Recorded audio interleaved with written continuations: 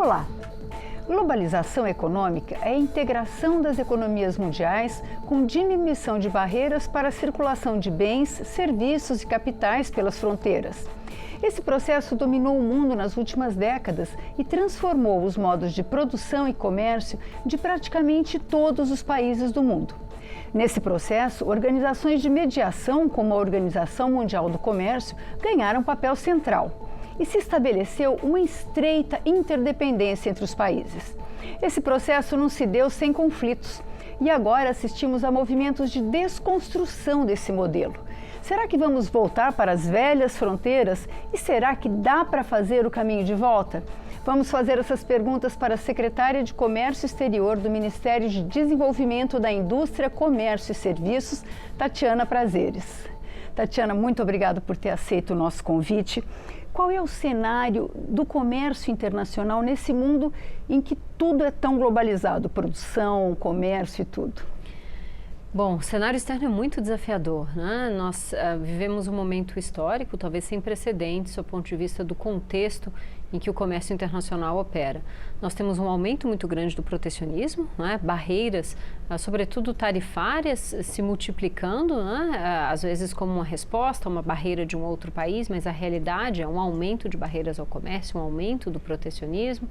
Nós temos uma crise da governança global, uma crise do multilateralismo comercial, que basicamente desenhou o sistema de regras que até hoje, basicamente, orientava, ordenava as relações entre os países sob o ponto de vista econômico-comercial. E há como pano de fundo também o aumento de tensões geopolíticas no mundo, né? Há evidentemente uma tensão entre Estados Unidos e China e isso em parte explica, né, o aumento do protecionismo, a crise do multilateralismo, mas é um fator que por si só influencia o cenário internacional em que acontece o comércio. Para a gente saber qual foi a importância, né, desse processo de globalização, qual que é a importância da abertura dos países para o seu desenvolvimento econômico? Essa é uma questão muito importante, né? Tende-se a esquecer, a subestimar a importância da integração econômica para o bem-estar, né? Para que as pessoas sejam resgatadas da pobreza, por exemplo, um processo que na China aconteceu de uma maneira muito acentuada e muito associada à inserção internacional daquele país. Vejam, estudos comprovam que o comércio é gerador de riqueza, que as empresas que participam do comércio, elas remuneram melhor os seus empregados, elas contratam mão de obra mais qualificada, elas são mais resilientes, elas são mais inovadoras, porque, claro, estão expostas a outras tecnologias, a outros mercados, a outras tendências, e historicamente sempre se entendeu que a intensificação das relações econômicas entre os países era um fator positivo, tanto para a prosperidade global, como também para a paz mundial. Hoje, esses dois conceitos vão sendo colocados em xeque. Porque qual a função, você falou em tarifas e barreiras, qual é a função desse tipo de restrição no comércio internacional? Quer dizer, por que eu coloco uma tarifa, por que eu coloco uma barreira a determinados... Qual é a função disso no jogo do comércio internacional? Bom, barreiras tarifárias e não tarifárias sempre aconteceram, né? Sempre marcaram o comércio internacional. O esforço, basicamente, desde a década de 90, foi por meio de negociações comerciais em que os países se colocavam de acordo. A ideia foi estabelecer uma redução paulatina, progressiva dessas tarifas, exatamente porque havia uma convergência internacional a respeito dos benefícios do comércio. Isso não quer dizer que deixou de haver barreiras, tarifas, etc., mas houve claramente uma redução muito importante desses obstáculos ao comércio. Agora, há essas barreiras porque, em alguns casos, os países entendem, por exemplo, que tem que proteger uma indústria nascente, uma indústria que ainda não está competitiva, não é, para lidar com a concorrência dos importados. Em outros casos, se adota barreiras para proteger a saúde do consumidor, o meio ambiente, etc. Isso é considerado absolutamente legítimo, né, respeitados os padrões internacionais. Para alguns países pequenos, as tarifas também são fonte de receita, né? Isso não é a regra, né, para países médios, para países grandes, não é para isso que se utiliza uma tarifa ou comércio, mas para países pequenos isso pode ser uma fonte importante de financiamento, enfim, atividades públicas. E qual que é o efeito delas no comércio global? A gente pelo menos quando a OMC estava mais presente, havia sempre um questionamento, diversos processos, os países iam lá, protestavam, porque fulano colocou essa barreira, colocou essa... Qual que é a função dela no comércio global?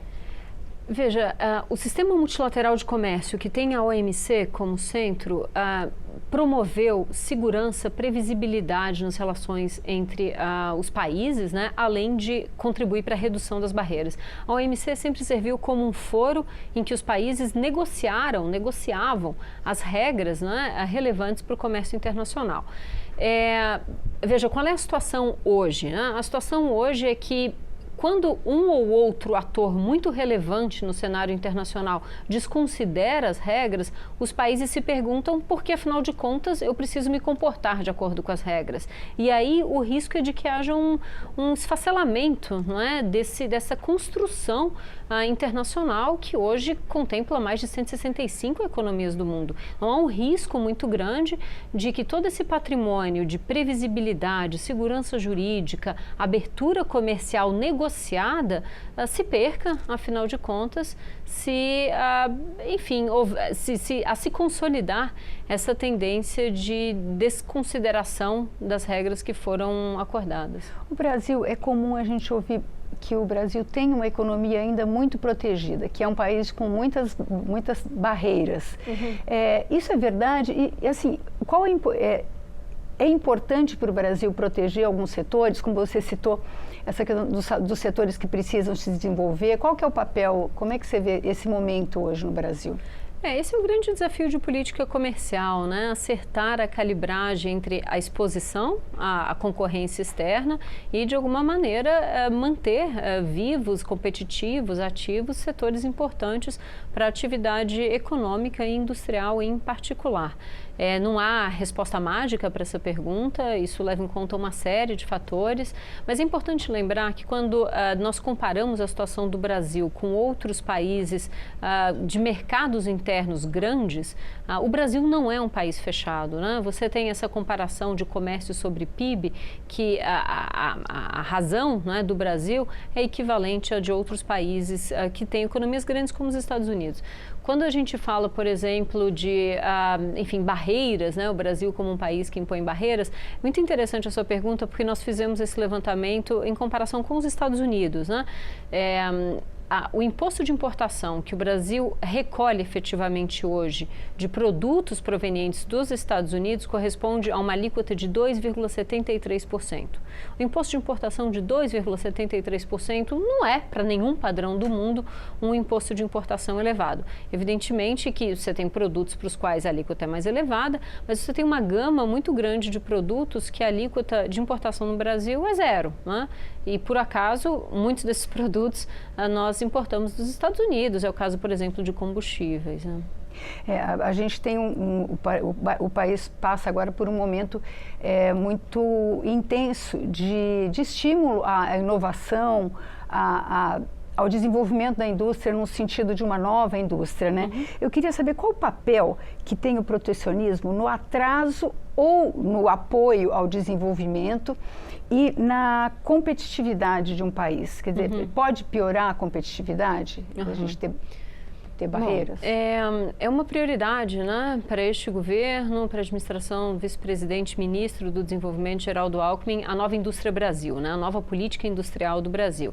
E como a política industrial e a política de comércio exterior estão no mesmo guarda-chuva, no Ministério do Desenvolvimento, há uma clareza muito grande da nossa parte de que essas agendas são complementares e precisam se fortalecer mutuamente, né? Então, o comércio exterior tem um papel muito importante para o sucesso da política industrial. E estamos convencidos de que a neoindustrialização que dá certo é aquela que, sim, tem uma exposição para o mundo. A indústria precisa ser competitiva, precisa ser inovadora, precisa ser exportadora.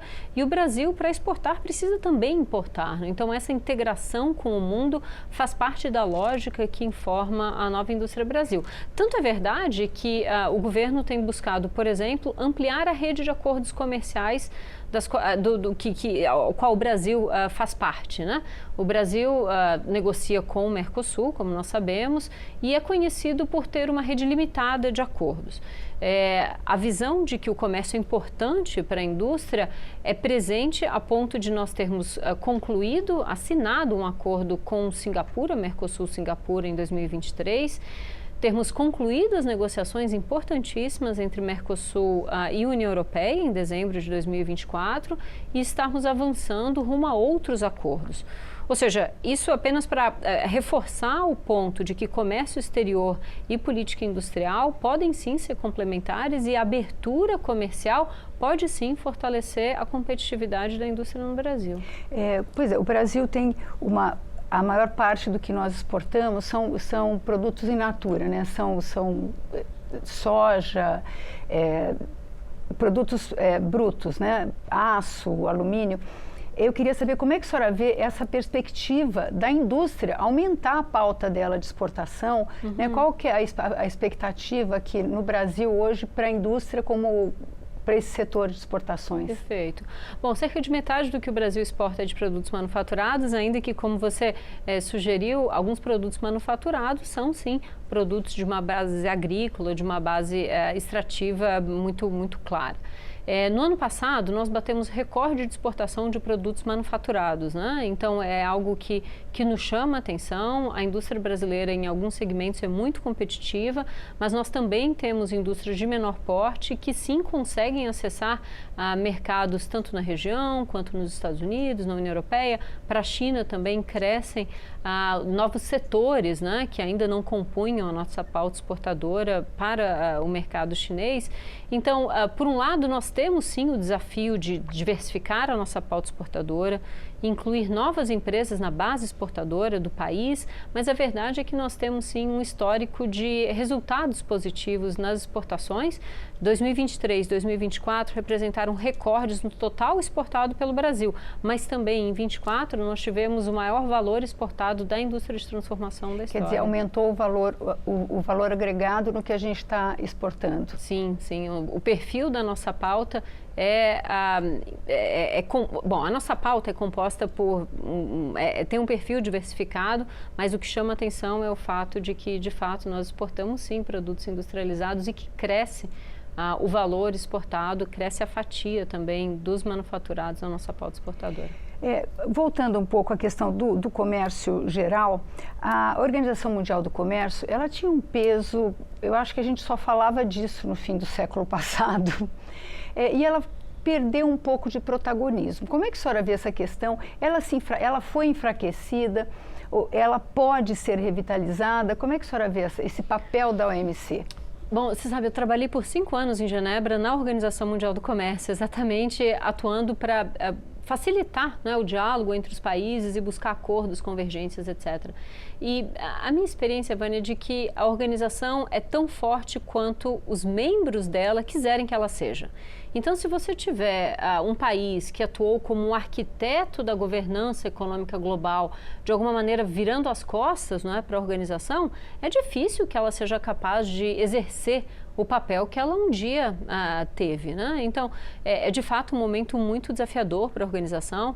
Alguns falam em desglobalização, a diretora-geral da OMC fala em reglobalização. Talvez nós precisamos mudar os termos, né, que serviram de base para as regras do comércio internacional, para o engajamento entre os países em temas de comércio, mas abrir mão da organização é algo que significaria um prejuízo muito grande para todo mundo, né? E para o Brasil, que é um país que sempre se beneficiou do multilateralismo, que defende o multilateralismo, que defende o comércio baseado em regras. A pergunta é, qual é a alternativa a um comércio baseado em regras? É um comércio baseado na força? É um comércio baseado na ameaça? Então, valorizar, preservar a OMC é algo importante. Esse é um tema, por exemplo, que faz parte da agenda dos BRICS, né? O Brasil tem a presidência dos BRICS esse ano. Então, o fortalecimento do multilateralismo é um tema da pauta. Isso foi tema da pauta do G20, sob a presidência brasileira, no ano passado. de modo que, enfim, o multilateralismo importa para o Brasil, importa para o mundo. Eu vou aproveitar um pouco da sua experiência no OMC. O que acontece na OMC? Em linhas gerais, como que é o mecanismo, como que os países recorrem a ela? Você pode explicar isso? Porque é uma coisa que a gente é tão distante para a gente. Claro. A OMC tem essa função de servir como um foro para negociações. Isso, em algum grau, ainda funciona, né? Por exemplo, em fevereiro de 23, houve a conclusão de um acordo sobre facilitação de investimentos. Nem todos os países do mundo aderiram a esse acordo, mas foram mais de 100 países que, no âmbito da OMC, acordaram um texto, né, um documento jurídico sobre como facilitar investimentos internacionais. E o Brasil teve um papel importante nessa negociação. Há um segundo pilar da OMC que hoje sofre mais, que tem a ver com solução de disputas, né? Os países recorriam à OMC, seguem recorrendo, é importante lembrar, para questionar se o outro lado está ou não cumprindo as regras. E não são quaisquer regras, foram as regras negociadas por todos. Então, hoje, esse pilar da OMC sofre porque, enfim, há uma paralisia no tribunal, no órgão de apelação da OMC, mas mesmo hoje, os países estão protocolando novas disputas na organização. Mas pode ser que a disputa não chegue ao final porque há um problema de paralisia. Sim, é possível, mas mesmo assim, o fato de um país como a China, por exemplo, levar uma disputa para a OMC, o fato de, enfim, outras economias levarem disputas à OMC, é um movimento político que tem peso, que tem relevância, né? O próprio presidente Lula fala em levar à OMC essas dificuldades associadas ao cenário externo, barreiras adotadas por um país e por outro. A OMC tem este papel de arbitrar disputas comerciais envolvendo seus membros. O Brasil, você citou o BRICS, citou o G20, o Brasil tem um histórico de estimulador do multilateralismo, né? Ele procura juntar os países para colocar questões, para colocar causa. Como é que você vê esse aspecto do Brasil? De estimular esse debate internacional. Claro, o Brasil tem histórico, tem tradição multilateral, né? É respeitado pelos seus pares dessa maneira e utilizou a sua presidência no G20 para levantar essa bandeira, para a defesa do multilateralismo, faz o mesmo agora no contexto dos BRICS. É importante que vozes de potências como o Brasil, outras potências médias, defendam, né, a cooperação, o diálogo, a parceria, as regras. Isso interessa a nós, mas interessa a comunidade internacional. Estamos convencidos de que o caminho é o diálogo, é a cooperação, é o multilateralismo. E isso é especialmente importante para os países em desenvolvimento, né? Os países que ainda não são países ricos, grandes potências. Sem dúvida. Como eu havia dito, a cooperação, o diálogo são opções melhores do que o oposto disso, né? Para países, por exemplo, como o Brasil, a previsibilidade oferecida por regras que, de novo, negociadas por todos, é algo muito melhor do que um cenário de imprevisibilidade em que a força, né, acaba determinando os parâmetros das relações econômico-internacionais, de maneira que é algo que faz todo sentido e que, francamente, contribuiu para a prosperidade e para a paz internacionais nas últimas várias décadas. Né? E qual o papel dos blocos entre os países, como o Mercosul, como a União Europeia, nesse contexto do comércio internacional? Os blocos, essas plataformas, por exemplo, como os BRICS, né, que não constituem um acordo comercial, não constituem um acordo que promova o comércio livre de tarifas, não é disso que se trata os BRICS, mas todas essas oportunidades de diálogo, de cooperação, são especialmente importantes no contexto internacional desafiador que nós vivemos hoje. Porque é exatamente por meio do diálogo que nós vamos encontrar um novo modus vivendi, né? Uma nova maneira de convivência entre os países e algo que seja mais justo, mais inclusivo, que abra espaço, né, para a perspectiva de países em desenvolvimento, que valorize a perspectiva daqueles que acreditam na paz, na cooperação, no diálogo, no comércio, nas parcerias. E aí eu destaco nesse contexto o acordo entre o Mercosul e a União Europeia, né? Vejam, a conclusão de um acordo entre Mercosul e União Europeia é uma mensagem muito poderosa para o mundo de que essas duas regiões do globo acreditam em mais comércio, acreditam em comércio baseado em regras, acreditam que os investimentos mútuos são do tipo ganha-ganha, né? Que o comércio não é um jogo de soma zero. Esse acordo é especialmente importante no atual contexto em que nós vivemos. Agora, quando a gente fala de desglobalização, isso é possível? O mundo chegou num ponto, é possível voltar atrás? Bom, depende de que grau nós estamos falando, né? Eu acho que alguns aspectos, né, desse processo de hiperglobalização que nós vivemos serão revistos, estão sendo revistos, mas a base econômica estabelecida até agora não será totalmente desfeita, né? Fala-se muito sobre um desacoplamento da economia chinesa em relação à economia americana, em que grau isso é possível, qual o custo econômico, qual o impacto disso. Veja, a avaliação dos principais analistas é que em algum grau há um ajuste, né, em relação à hiperglobalização do passado, mas não voltaremos a um estado de pré-anos 90, né? Pois é, você falou de um ajuste.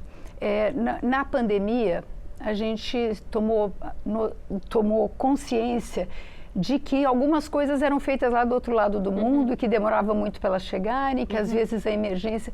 E alguns países já estão pensando, eu acho que o Brasil, inclusive, eu acho que está um pouco nessa linha, de que talvez seja importante retomar e produzir localmente alguns produtos, alguns insumos, algumas...